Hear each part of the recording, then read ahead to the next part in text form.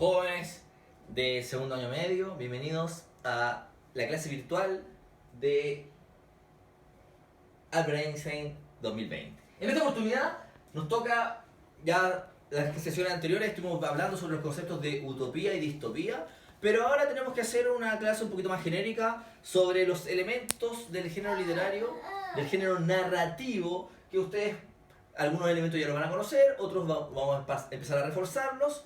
Y esta va a ser una clase bastante explicativa sobre tres elementos principales: los tipos de narrador, los tipos de estilo y luego una pequeña ejercitación, ¿verdad? Primero que todo, vamos a hablar en general de una obra narrativa. Hay ciertos elementos que la componen, ustedes los deben manejar muy bien.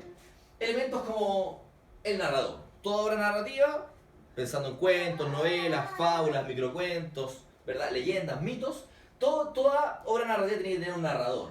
¿Qué es el narrador? Esa voz interna que narra, sea en tercera, segunda, primera persona. Eso lo empezaremos a explicar en este video, ¿verdad? Así también todo texto narrativo, todo cuento tiene que tener personajes, que son los que le dan vida a esta obra narrativa. Siempre se habla que son seres ficticios, aunque la obra se trate de personajes reales, porque son representaciones de esos personajes reales. Toda obra también tiene que tener espacio, que es el lugar donde sucede la acción, lugares que pueden ser físicos, psicológicos o sociales. Esos elementos los entraremos a discutir en otro video.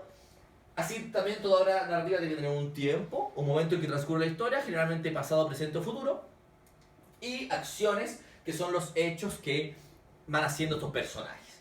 Pero hoy día principalmente nos vamos a detener en dos elementos: el narrador y los estilos. El narrador es quien cuenta las acciones, y el estilo, la manera en que decide hacerlo. Así, por eso, este narrador podemos ver acá que se presenta en dos grandes tipos: el narrador heterodiegético y homodiegético. Heterodiegético significa que el narrador está fuera de la historia. Por ende, es un narrador que narra en tercera persona y que va viendo desde afuera. No es un personaje, es simplemente una voz que narra, las va viendo, analizando y retratando estas acciones de los personajes. Por eso, este narrador en tercera persona a veces es objetivo y a veces es subjetivo, dependiendo del tipo de narrador, que lo entraremos a ver a continuación. Y la segunda nomenclatura es un narrador homodiegético. Homo, dentro. Diégesis, el relato, ¿verdad? Por eso, si está dentro del relato, forma parte de la historia, por ende es un personaje el que cuenta las acciones. Hablando de los heterodiegéticos, tenemos dos grandes narradores: omnisciente y de conocimiento relativo. Y hablando de homodiegético, tenemos cuatro: protagonista, testigo, secundario y narrador en segunda persona. Vamos con los más sencillos, que son los heterodiegéticos. El narrador omnisciente sí o sí narra en tercera persona y sabe todo. Es una voz ficticia, no es un personaje, nunca vamos a conocerlo porque es una voz, una entidad que ronda el texto literario y que es omnisciente, que está en todo lugar, en todo momento. Sabe todo acerca de los personajes: su pasado, su presente y su futuro, sus pensamientos, sus sentimientos, lo que van a hacer a continuación, sus planes. Es un narrador que sabe absolutamente todo. Por eso él se puede meter en la cabeza de los personajes, puede decirle al lector también qué va a ocurrir en el futuro de la historia, como este relato maravilloso de Gabriel García Márquez, Crónica de una muerte anunciada, donde el narrador en las primeras páginas nos dice que el personaje va a morir hacia el final de la historia. Y así también, el otro narrador que está fuera de la historia es el narrador de conocimiento relativo. También narra en tercera persona, con el él, pero a diferencia del omnisciente, no conoce todo. A mí me gusta representarlo como esta cámara de video que simplemente va pasando y retratando los acontecimientos, las palabras de los personajes, pero nunca se mete en la interioridad. Por eso este narrador de conocimiento relativo no es mencionado como personaje, narra en tercera persona, pero no logra conocer la interioridad del personaje. Es decir, si en una historia usted tiene una tercera persona que no hace alusión a ningún personaje y que muestra solamente acciones, ese es un narrador de conocimiento relativo. Y ahora sí vienen los narradores que son homodiegéticos, que están dentro de la historia, es decir, son personajes. El más importante de todos, usted ya lo sabe, es el narrador protagonista? Muy sencillo. Narra en primera persona, es el protagonista de la acción, es el personaje en el cual toda la acción gira en torno a él. Todos los demás personajes piensan en él, todos los demás personajes hablan sobre él, y es el personaje que generalmente tiene una misión en las historias narrativas. Es el personaje que el narrador intenta seguirlo constantemente y por ende tiene una visión absolutamente limitada de los acontecimientos. Porque al ser un personaje no conoce la interioridad de los demás personajes, sino que solamente puede mostrar sus puntos de vista. ¿En qué persona gramatical narra? Por supuesto que narra en primera persona, el yo, y todo gira en torno a él. Otro narrador homodiegético es el narrador testigo, que a modo personal es mi favorito, porque es un narrador un poco más complejo, ya que no es como el protagonista que narra solo en primera, sino que va alternando la primera y la tercera persona. ¿En qué sentido? Su palabra lo dice, narrador testigo, participa en la historia, pero solamente como un testigo, como un espectador de los hechos. Es el clásico ejemplo de dos compañeros de curso, ¿verdad? Uno le pega al otro, y después a un compañero lo llama el inspector, y le dice: ¿viste lo que pasó con tus compañeros? Y él relata, no como protagonista de la acción, sino como espectador, como visualizador de las acciones.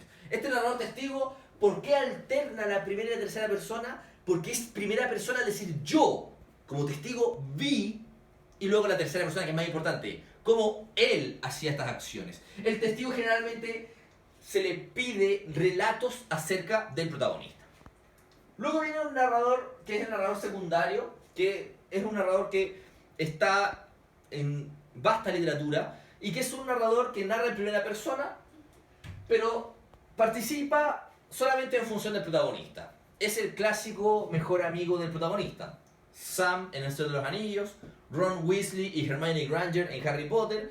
Todos estos personajes que son los amigos del protagonista y que lo acompañan en todo el relato, ellos son los narradores secundarios. ¿Por qué? Porque son muy importantes, aparecen mucho más que el testigo, mucho menos que el protagonista, pero cuando se les pide hablar también lo hacen en función del protagonista. Expresan sus sentimientos y juicios, pero subordinados a los del protagonista, que es el más importante. Y finalmente está el narrador en segunda persona. Este narrador es muy extraño de ver. Cuando uno toma 100 novelas, probablemente no lo encuentre en ninguna de esas 100, o en una. ¿Por qué? Porque como su nomenclatura lo dice, segunda persona, narra en segunda persona. La segunda persona es el tú. Y es muy extraño poder construir todo un texto con el tú. Pero ¿qué tipo de texto utiliza el tú constantemente? Las cartas.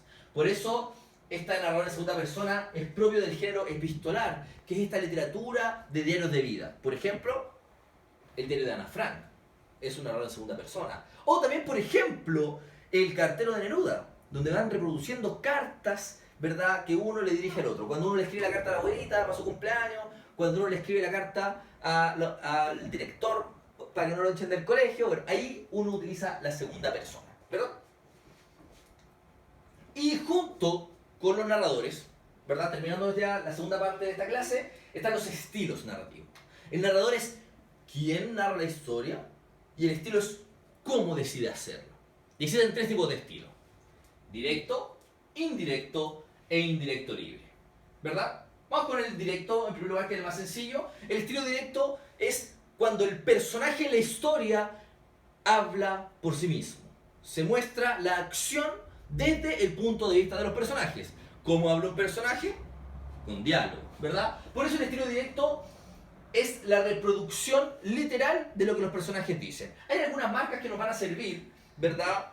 Que son los 2 puntos, los guiones y las comillas, que son marcas de diálogo en todo texto. Cuando un personaje va a hablar, se dice lo siguiente: y Juanito dijo, 2 puntos, guión. Y ahí habla Juanito. Pero si los 2 puntos y el guión no está, se hace con comillas.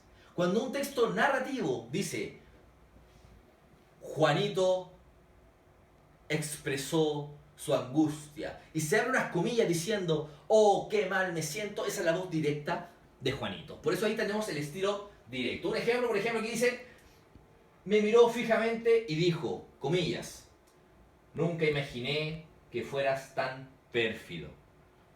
María pensó, comillas, no es a mí a quien prefiere. Es el personaje hablando directamente. Eso es el estilo directo. Ahí ustedes podrán ver en el PowerPoint adjunto a esta presentación todos los ejemplos de estilo directo. Por eso, vuelvo a repetir, el estilo directo se reconoce por los guiones, los dos puntos y las comillas, que son marcas preferenciales para poner diálogos en textos narrativos. Luego viene el estilo indirecto. También muy sencillo.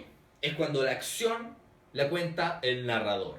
Da lo mismo qué tipo de narrador, da lo mismo en qué persona gramatical, si es omnisciente, si es personaje, si es secundario, da lo mismo.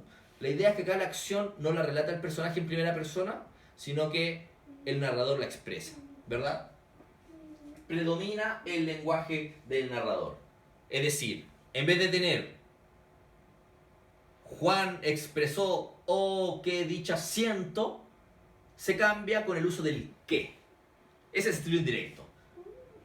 Juan dijo que se sentía muy dichoso, ¿verdad? Eso es el estilo indirecto. El narrador cuenta por los personajes las acciones, no lo hacen ellos en voz propia, ¿verdad? Un ejemplo, dice, una tarde, habiéndome informado bruscamente de que Lady Madeleine ya no existía, me anunció la intención de conservar el cuerpo durante una quincena, en una de las numerosas cuevas situadas bajo los gruesos muros del castillo.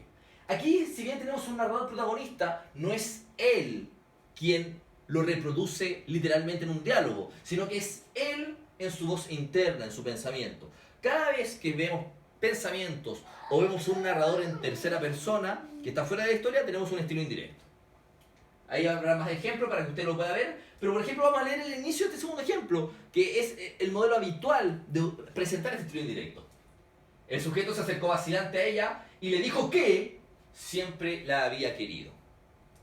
Siempre el que es marca fundamental para identificar este estilo indirecto, porque el narrador lo cuenta, no el personaje. Y el tercer tipo de estilo es el indirecto libre. Este estilo es un poco de la mezcla de ambos. ¿De qué se trata? Tenemos un estilo indirecto, el narrador está mostrando los acontecimientos, generalmente en tercera persona, y luego este narrador imita la voz del personaje, sin usar las comillas, sin usar los dos puntos, sin usar los guiones y sin usar el qué. Intenta pasar piola el mensaje del personaje en primera persona y luego vuelve a esa tercera persona. Eso es un estilo indirecto libre. El único narrador que puede hacer eso es un narrador omnisciente. ¿Por qué? Porque el narrador omnisciente, al conocer tanto la interioridad del personaje, puede ser capaz de jugar con el lector y representar su voz, intentando engañar al lector. Esa es la idea del indirecto libre. El narrador intenta engañar al lector haciendo simular que sabe la voz del personaje principal. Por ejemplo, le damos este ejemplo. El abogado era Don Ibrahim, tercera persona. Definitivamente hay un narrador externo, ¿verdad? A él le debía su agradecimiento el boxeador. Ya sabemos que es un narrador omnisciente, porque sabe que le debe agradecimiento, es decir, nos metemos en la psique del personaje y sabemos algo que debe. Un narrador objetivo no podría saber eso. Que no olvidaría nunca el conmovedor alegato que ganó palmo a palmo su libertad. Hasta el momento no estamos restringiendo a la tercera persona. Ese hogar destruido, señoría, ese hermano infiel, el calor del asunto, el nivel intelectual de mi defendido. Fíjese acá, hay una primera persona, claramente hay un cambio en la narración, teníamos tercera y ahora hay primera, y luego fíjese lo que hace el texto a continuación. Desde entonces, el boxeador profesaba a su abogado una fe ciega. Vuelve la tercera persona. ¿Qué hace este estilo? Muy bonitamente, muy maravillosa y hermosamente, es que hay un narrador omnisciente que narra en tercera persona y ese narrador se hace pasar por el personaje. Sin ninguna marca textual. Se hace pasar por el personaje, habla como él, pero no es el personaje. Es el narrador omnisciente. Solo puede ser él porque conoce muy bien al personaje. Por ende, el estilo indirecto libre usted lo va a encontrar cuando hay una tercera persona omnisciente y entre medio pareciera haber una primera persona, pero sin diálogo, sin comillas, sin guión, sin decir el qué, y luego se vuelve a la tercera persona. Después van a poder leer el resto de los ejemplos, hay más ejemplos, y espero que les haya gustado esta clase, jóvenes. en la web class va a haber un archivo adjunto con algunas actividades a seguir y como siempre me mandas esas actividades a mi correo. Que estén muy bien.